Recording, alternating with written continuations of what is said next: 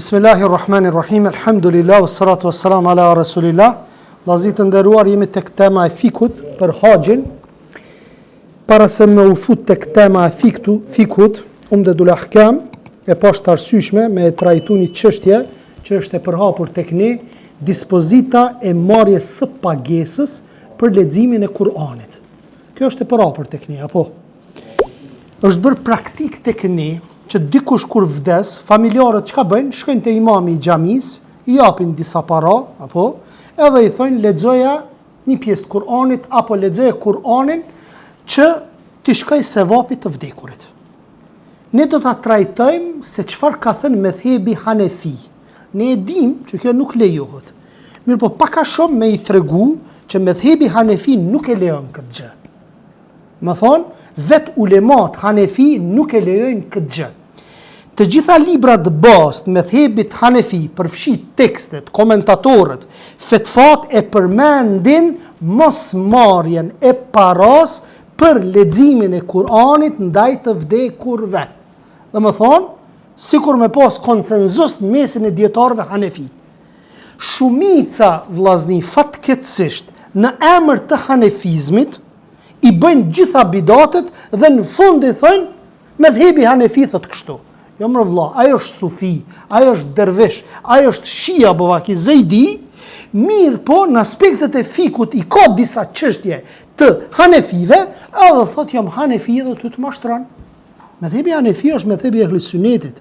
Abu Hanifja ka qenë për dietarëve të mëdhej të medhhebit Hanefi, do thonë ka qenë për dietarëve të mëdhej, prej ulemave të mëdhej të akides dhe menexhit selefi të Ehlis Sunneti wal Jamaa. Thotë ndërkaq kur është fjala për marrjen e pagesës për leximin e Kuranit për të vdekurin, siç është përhapur në vendet tona, një gjë e tillë nuk e ka lejuar, do thotë medhhebi Hanefi.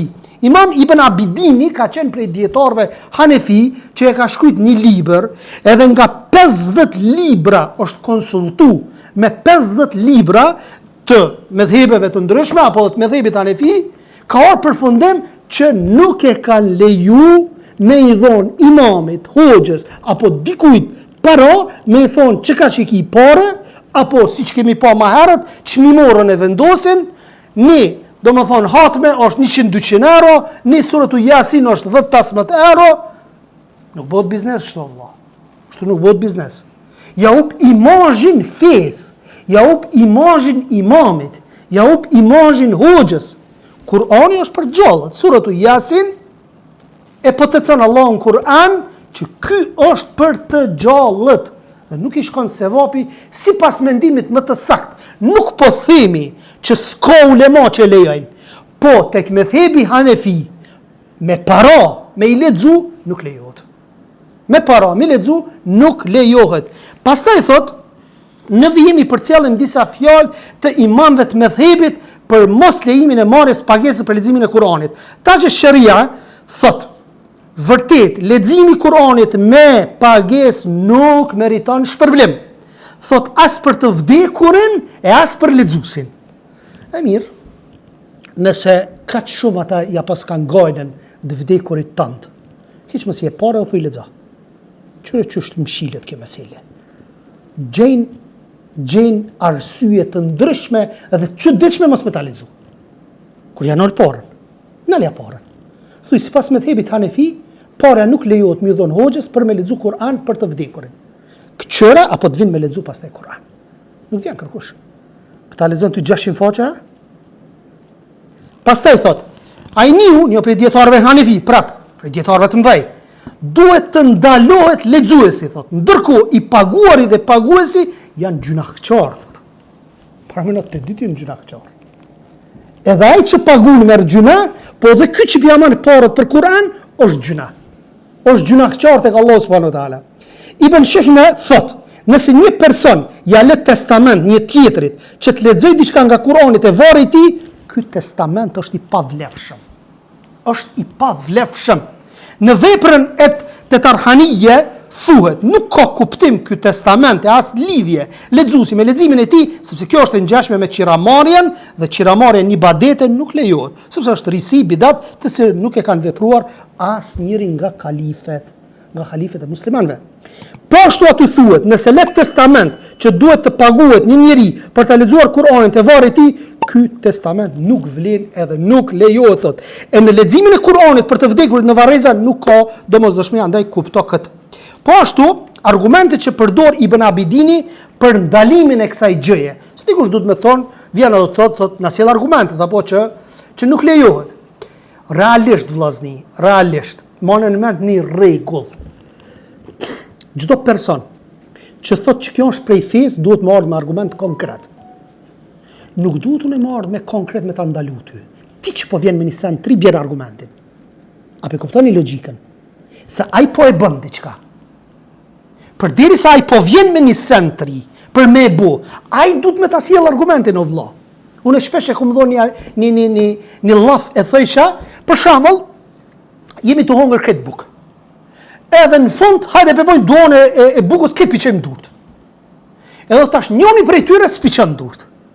Krejt ata i lypin argumente dhe i thonë këti që s'piqen durt, i thëmë pse si qove ti durt, a është e drejt kjo?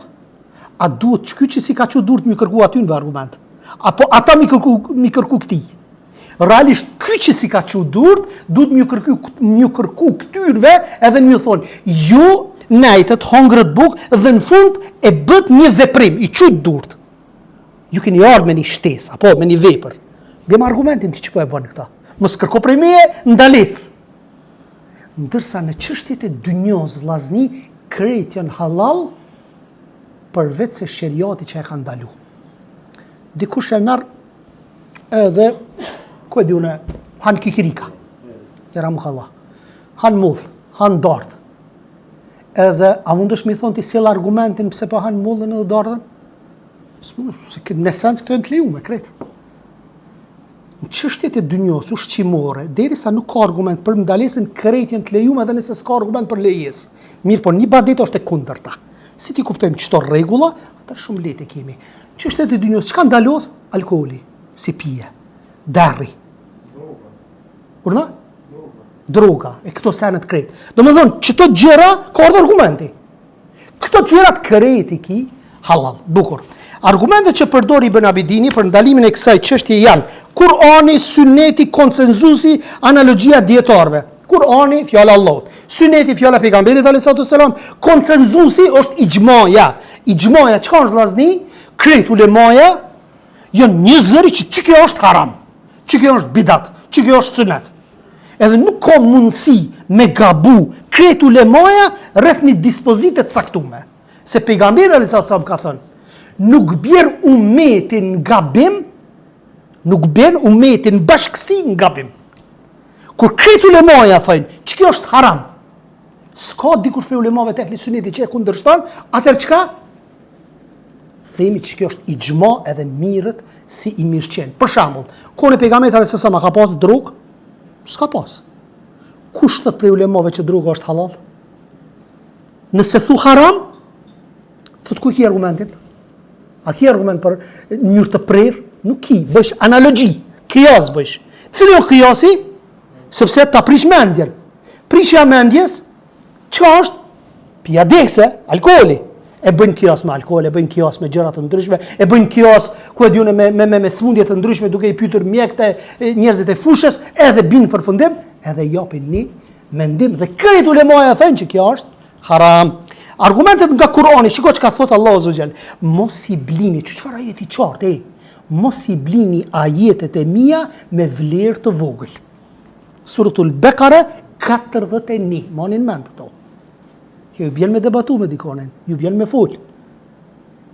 Në për deka, në për darsma, në për sen, të lifar njerës ka, edhe kur të thënë me lexu Kur'an për të vdekur edhe pare me dhonë, atë lexojnë këtë ajet, sepse Allahu thot, mos i blini thot ajetet e mia me një vlerë të vogël. Suratul Bekara ajeti 41, ndërsa pejgamberi sa ka thonë, lexojini Kur'anin, mos hani prej tij. Mos hani prej tij. E bukur.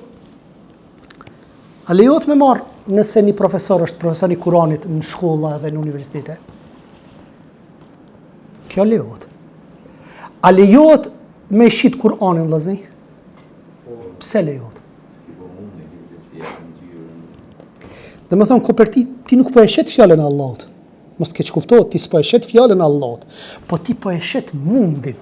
Domethënë, pi bën kopertinat, ngjyrat, po shkon ku e diun në për shtypshkronja për mi bë këto, këto gjëra mund apo sakrificën. Bile, shiten me një shumë sa me nxjerr paron, sa me nxjerr veten me një aspekt. Para disa vjetëve, thëshin kontribon me 1 euro një Kur'an më shtyp, apo 1 euro.